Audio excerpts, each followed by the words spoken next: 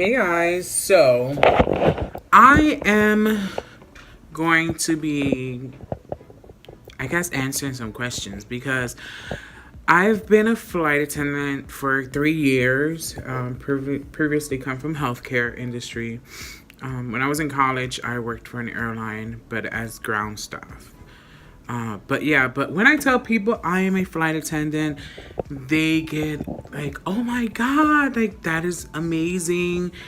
How is it? You get to travel all over. Do you get to travel for free? I mean, you get to travel for free, yes and no. Because you get to travel for free on your carrier, the airline you work for, the airline I work for, I get to travel for free, except international, where we pay taxes. And also, when we travel other airlines, it's basically for free, but you do pay taxes. And it is standby, so there's not, you're not always going to get on if it's full, or if a flight cancels last minute, you think it's empty, and then they move over those passengers to that flight. Sorry, my hair. I'm looking a mess because I just woke up. I have to work tonight. I'm in Los Angeles, so anyway, and a little bit about how I got into flying. I've always wanted to fly, always. Since I was 15 years old, first time I went from Newark to San Juan, Puerto Rico, and when I stepped into that plane, oh my God, the smell of the coffee, the flight attendants. I sat in the aisle and I was just like amazed. I knew that I was destined to be a flight attendant because it was just like my calling. Like I can feel it. But I was always a big, chubby, fat ass. Excuse my language. I was always a big guy, and I was always very, how would I say? I was always very intimidated and scared because of judgment, because you normally see flight attendants skinny and really petite, but thankfully I live in a country that they don't weigh us. They don't, just because I have a few extra pounds don't disqualify me for being a flight attendant, and I'm very grateful for that. Yes, I do take care of myself. My weight fluctuates because flying is not easy. One minute you're in New York, which is where I'm based. The next minute you can be in Los Angeles, Seattle. You can be in Peru. You can be in Colombia. You can be in San Juan. You can stay in your time zone, but then you'll fluctuate and go to different time zone. And then sometimes you don't even have time to eat. And a lot of times airplane food is not the healthiest. Airplane food can be very full of sodium, can be very harmful. So I try not to eat as much of the food on the plane. I do mostly fly aircraft that hold first class, and we get to eat some of the food if it, whatever's left over at the customers, whatever's left over. I wouldn't eat off of a customer's passengers plate. No, I'm not that starving. I prefer to eat the snacks instead of eating. But anyway, that's I don't want people to think that I'm eating the scraps left over on the plate. But anyway, I heard some stories from other airlines, but I'm not going to mention any names. Hey, you do you, boo-boo. If that's what you like to do, you do you. But anyway, I try to stay, as healthy as possible. And I lost weight, and I've been working in my past career for 10 years, almost 10 years. And I wanted a change. I was tired of the same routine. I told myself, I was like, Nora J, what should you do? Like, what's your passion? And I was like, flying. Like, I've never been a flight attendant, but I always wanted to. I worked for an airline, so I got a little taste of it as ground staff. But it's different when you're working as a flight attendant. It's a completely different ball game. You can call it flight attendant, in-flight crew member, however your airline calls it, but it's not just a career, it's a lifestyle. Until you start working in aviation as a flight attendant, you won't be able to understand, because you basically live off of your suitcase and you're on the go. You can change your schedule depending on the airline you work for. You can change your schedule constantly, instantly. I know with my airline, we can swap out of a trip 2 hours before into another trip, but it has to be an earlier report. And I swapped my trip. Like, I was supposed to be in San Francisco right now on a 25-hour layover, but I didn't want to. I work San Francisco a lot, but I didn't want to do a long layover. I wanted a short layover, so I swapped into a short LA layover, and I don't regret it. I don't, because I've been working so much this month that I needed a break. I needed the money. I'm going on vacation next month, and stay tuned because I'm going to take you along. You know, you're not a stranger now, you're a friend. So, also, please subscribe. I know I'm going everywhere. I'm going off topic, but I'm sorry. I'm just so excited. So, back to topic.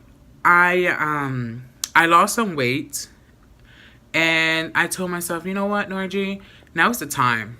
Like, do it now, or you'll regret it. Like, you will regret, not knowing, like, what if, I went for the job. So, I recently, in the past, applied and gotten all the way to the face-to-face and didn't get selected at a major airline, which was my dream airline to work for. It's not a bad airline. I don't hold any grudges. One day, eventually, who knows, I'll go work for them. They'll see something in me, and I'll wear that uniform and make them proud. But I'm very happy at the airline that I'm at currently. It's a great airline. It's growing. We do a lot of international flights. Hopefully, we'll be flying over the pond pretty soon. And yeah, I don't regret it. So I applied in January of 2016. By the end of the month, I had already the video interview. I did the video interview the last day of the deadline because I was so skeptical. I was like, I've been rejected before in the past. And it's hurtful because when you think that I made it all the way. The previous airline I applied for, it's a very tough airline to actually get a face-to-face. Everyone wants to work for that airline. And it's just, it's an international mainline airline. I mean, it was my dream. But I am living my dream with my airline now. And so I was very skeptical of what if, I didn't want to be rejected. I was very vulnerable at that time, and I was scared. I was really scared because applying for flight attendant is not easy. Every airline has its step.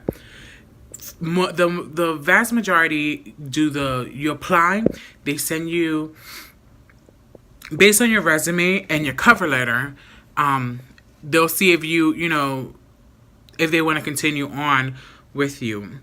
And they'll send you an assessment test. You have to do the assessment test. You have to fill out the application, the full application, and then you have to do a video interview. After the video interview, some airlines might send you another assessment test.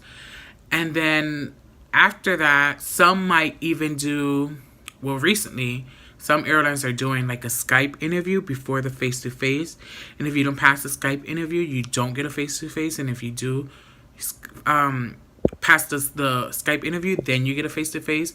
Thankfully, my airline that I'm in now was fill out the application, sent my resume and my cover letter because they're big about cover letters where I'm at. And you should always have one. It's just professional.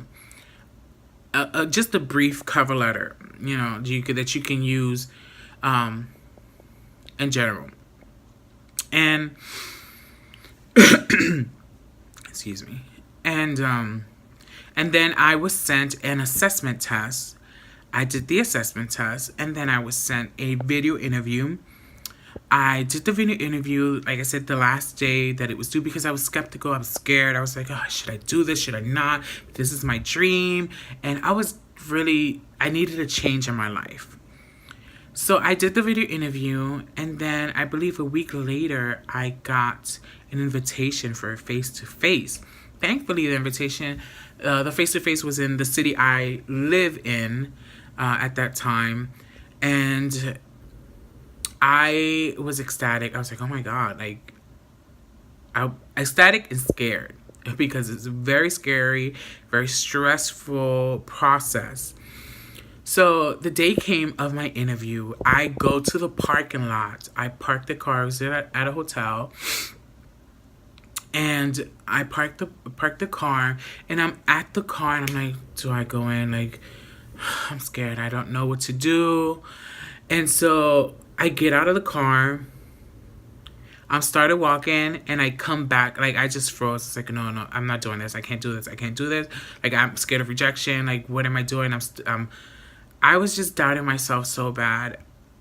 But then something in me, like, I prayed, and something in me was like, told me, like, boy, if you don't get in there and claim your career, your new lifestyle. And I just got in there, and I was me. I recommend, the recruiters can tell when you're overly friendly and like bubbly, like da-da-da. They can tell the fakeness. Like, please don't be fake. I went in there, was me. I was nice. I was courteous. I was as gracious as I could be. And I did everything my mama taught me, with politeness, being kind and courteous, smile, say thank you. It's just like, they want to see how you're going to be around passengers, around your co-workers, other flight attendants. They can smell fakeness. They can smell the fakeness. And some people can be very intimidating and very, when you go in there, into the interview, there's like 60, 90 people, 50, depending on how many they invite and how many show up. I went, and it was a big crowd. It was like, I would say about 60 to 90 people interviewing. And the airline that I was in was so welcoming, so friendly. I mean, every airline, the previous airline that I applied for, they were very friendly, very kind as well. And every airline has been really great to me that I've interviewed. And then my airline that I work for now made me feel so comfortable. I was just myself. I answered the question. I sat in the front. I wasn't shy. Don't be shy to ask questions. To be yourself. Just my recommendation is, don't overdo it. Don't be superly bubbly, like, because that comes off as fake. Just be yourself. Be kind. Be genuine, and just show them who you are. To be in this career, you have to be a good person. We all have our days where we don't feel like we have our days where you're like, oh, I don't want to do this. But it's understandable, because we're all human and we all go through it. But just don't overly do it. Most airlines do STAR method interview. I felt like I was like sucked at STAR method interview process, which I just wish that they would just let me give you an answer. Stop analyzing everything I say. Like, they just overanalyze. A lot of airlines will overanalyze the way you interview, what you say, how you say it, if you don't use certain wording. Just sit there and listen and see if I'm being genuine, and see if I'm, I wish a lot of airline was like that. And even though my airline used the STAR method, but they made me feel like they weren't analyzing every word I said. Like, they were just listening to my question, my answer. They were being very warm and friendly. and this process can be very scary. And I understand that they're trying to get the best of the best and weed out the bad seeds, but my airline made me feel so comfortable. And anyway, so I did the interview. I left with a huge headache because you're there all day. You know, you're there basically like six. It's like a 6 hours minimum event. I know that the other airline that I interviewed for, they flew me to Atlanta. So Atlanta, you know who I interviewed for. It was an all day event. I mean, they were so kind, so nice to me, and in both interview process. And but anyway, I got into my car. I was like, oh my god, I didn't get this job. Like I was like, ugh, I had the most massive headache in the world. And so I just was like, whatever. Like I'm done. I can't stress over it anymore. It's in God's hands. Like it is. If it's for me, it's for me. Like I went in there. I showed them who I was, and I answered the best of my ability. Even though I suck at star interview method, which I gotta get better at it. But I did it as best as possible and as genuine as possible. And so at that time, I was what a week later, because some people got called right away. Some people got the thanks but no thanks email saying thank you for joining, but we had plenty of candidates with da da da da blah blah blah blah blah, the usual. And so I just like was on Facebook, checking different groups to see who because you can go on Facebook and there's groups for the certain airline you're applying for, candidates that talk and say, oh, I got the email, or I got the call, offering me a position. I was just like patiently waiting.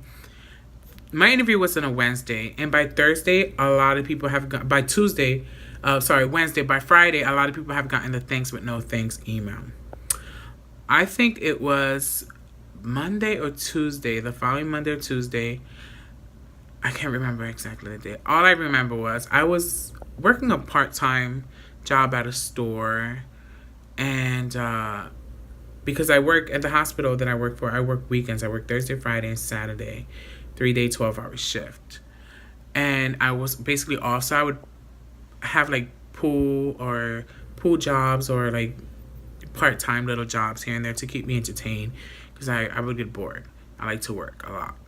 And I was at the register, had my phone with me because they allow us to have our phone.